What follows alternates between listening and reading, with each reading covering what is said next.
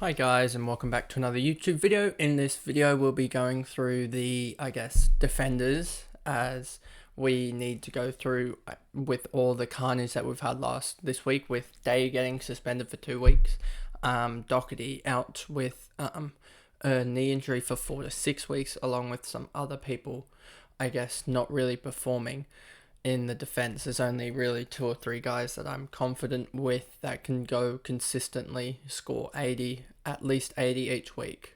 80 will be their minimum, etc. So it's probably best that we go through and really look at the defenders from probably 400k to 500k region up to the premiums, and just look at who's a good option, etc. As it's the 3Ds at the moment. It's Doherty, Day, and defense that we're just gonna talk through. And before we get into it, remember to like and subscribe, turn the notification bell on so you know when I upload, and let's get into the video. So as you can see here, I've got defenders. We're going to start with the, let me switch this up here. Let me make this a little bit bigger. There we go. Defenders, 500k region, and then, yeah, I can make this camera actually a little bit smaller. There we go. And you see here there's price. Let's go by the last round, and you'll see there's not much in the 500k region other than Hunt and Rivers that I'm too sold on. I mean, you have Lewis Young here, but he did pop out a 39 with 100% time on ground. So it means with the 100% time on ground, it means it sort of leans towards a key defender that doesn't really need to come off. And that's the reason why they're at 100%, and that usually means that they're not going to get too involved in the play. So Lewis Young, I think that's just a sort of week where he did really well, especially in the first quarter. He scored like 50 odd in the first quarter himself, so he had 38 through the other 3, and I think you'll see that sort of consistent with other games where he's had a big quarter and then sort of not done anything else. Stocker I would have been high on, but he did put a 55 in against the Bombers. 67% time on ground is a little bit low, but I think even if you take another 11% and give him another like 10-15 score, it's still a little bit below his average. So I think we need to see another consolidating week out of Liam Stocker before we would want to go on him, and I think that's why I'm not going to go on him. I just want to see what's Hunt's 8.2. Okay, what's Rivers? Rivers is 1.9% owned now. I think that's shot up. He looks really good. 94 score in the first round with 9 marks, 1 tackle. He's sort of been playing off the halfback and sort of like that 5th guy into the centre, it seems like. And that really helped his scoring against the Eagles because they decided to rest Petrarca up forward a little bit, and also used Oliver sparingly, especially in the last quarter, and I believe that's when Rivers scored a lot of his points. Guthrie, Powell, I don't like Powell just because we don't have enough, data on him. He's only been back a couple weeks and he's sort of building into it, so I want to see another couple weeks of him. Collins, I think we can't go for him just because he's a key defender, and I mean, I don't know if that was this 78% time on ground, that was because he didn't come back on in the Swans game, or whether because he wasn't concussed, because he wouldn't have played the next round, and I know that he wasn't concussed from the Buddy's tribunal case, so he wasn't concussed in this game, so I'm wondering why that 78% was there. And yeah, I just don't think there's much value in him, as we're looking for a guy here that can have a low of like a 75 or 70 and a high of like a 110 or something like that. And I think the best guys for that at this range are Rivers and probably Hunt. As I think Hunt, with the way that the Eagles are set up injury-wise, he's going to get a lot more of the ball, and that's why I think he will be the best choice. And then there's no one else here really that I like the look of, to be honest with you. So let's go into the 600k region. 600k region, I guess you could take us, if you had no other injury concerns, you could take a risk with Haynes.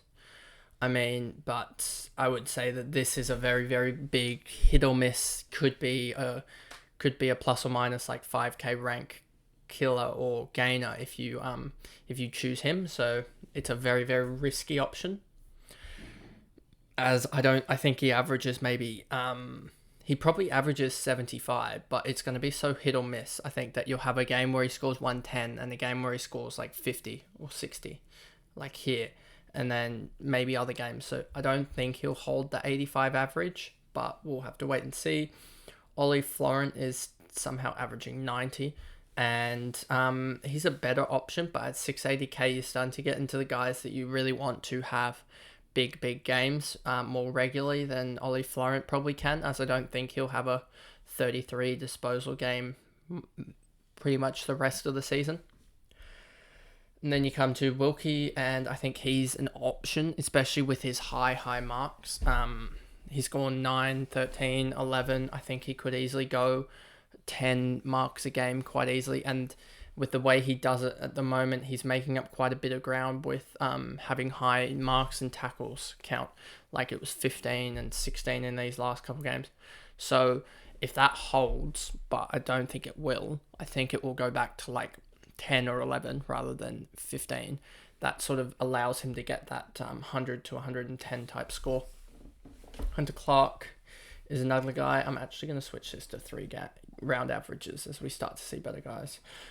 Baker, I just don't think is an option, especially with Short coming back soon.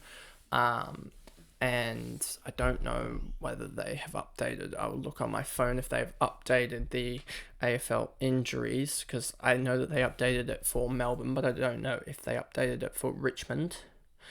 Regarding the likes of, here we go.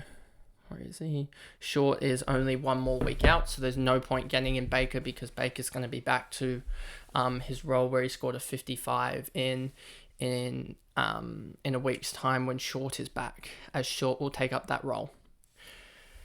And then anyone else here interesting? I don't like the look of Ridley. McPherson, I don't really like the look of either. Not yet, at least. And then you got Aitkins. I don't really like the look of him either, and Bose I think is too. Now you're getting to the point where these guys are just going to hold value basically. So yeah, that's the 600 to 699k, 700 to 799k, and I was actually really high on Redmayne until I saw a stat this morning on Twitter that was like, in wins, Redmayne is plus 40 on his average or whatever, or plus 40 compared to losses or whatever. And if we looked at his fixture, I expect the Bombers to lose to Melbourne. I expect them to lose to Collingwood. I expect them to lose to the Cats. I expect them to run close with Port, maybe get the win there. I expect them to lose to Brisbane at the Gabba. I expect them probably even to lose to Richmond. So if he's going to be that main guy that drops dramatically in losses, I wouldn't pick him up in these next couple of weeks, and then pick him up before the bye, especially because he has, well, not really actually. I don't think there's a time where you can pick him up maybe rounds 21, 22, 23, and then hold him for rounds 24, etc. Maybe then, but I don't really like the look of any of his runs now, given that. You got Rioli here, who's he's gonna be a good pick, I think, just because his low is an 89 and averaging 100 basically. I think he can continue that, especially because I don't think his role will be the one that's affected by Short. If anything, his role will get better with Short coming back in, because he'll be a guy that can possibly get more and more marks here and get up to that. I think he could be a 6 mark, 6 tackle type of defender, and that already gets him up 40 points. So he only needs 60 points through disposals and free kicks, the net free kicks. And like, he's getting 51, 70 through disposals here, 63 here, 69, and then here he had, 38 plus 30, 68. So he's getting around 65 to 70 in disposals each week here. So we only need him to make up 35 in tackles, which is a combination of what, 4 marks or 5 marks and 5 tackles or so. So I think he can do it, especially if he gets more tackling done. So I think he definitely is an option if you weren't so sure about Dawson with the tag potential. But one thing I will point out is he is playing Sydney, and if Sydney do name Ryan Clark, I expect Ryan Clark to go to Daniel Rioli and lock him up over Baker, just because I think Daniel Rioli is probably more damaging. And then he has MCG against Melbourne, and then he has a really good run here where you want to pick him up for 7, 8, 9, 10, even 11 and 12. And then he has a really good run until the bye, to be honest. He just has that round 15 bye, which is going to be tough to negotiate as we start thinking about the bye rounds. Newman last 3 has been really good, so he may be an option. But I don't know with how Walsh is going to come back into the side and affect it, so you might want to wait a week. And then Weller is definitely an option with the way he's playing at the moment. I think he could go 110 or so the next week, but he can also pull out an 80. But I think you'll see he will go somewhere between 80 and 110, like I was saying, each week from now on. He might drop a stinker one week, but I don't think he will as much. The only concern with him is injuries. Saad doesn't get a better role with Doherty out, I don't think, and yeah, so I don't think he really changes in an up in his fantasy scoring. Then you got Hill here. I don't like him with injury concerns or just the fact that he is only averaging 89 and is already priced at 709.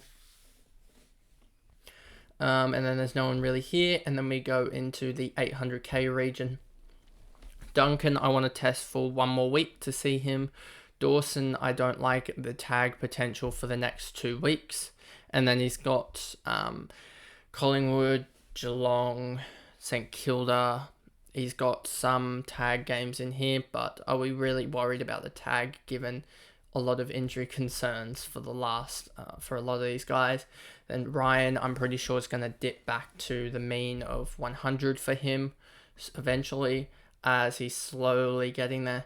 And then you got Sinclair, Lloyd, and Sicily's jumped back with a massive loss of 49. So if we go back to the main screen, that's really there for defenders, I guess, as for me it was only really between, I guess, Hunt and I have Oliver set up at the moment, getting him in over everyone else, just because with the way the tribunal is, I don't know if Will Day actually gets off given everything that's happened with Mackay and Lynch and stuff. And I think Day gets at least a downgrade to 1 week. And if he gets a 1 weeker, I am happy to field Cowan for 1 week if it gets me and solves me Oliver.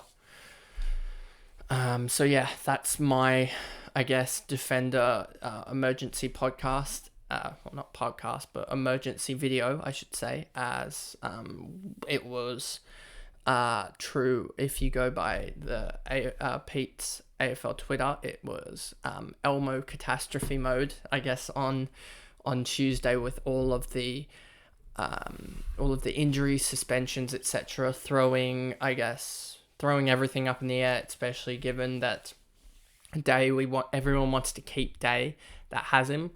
And yeah, so currently Day's ownership is 29%, so at least 4 or 5% have already traded him out.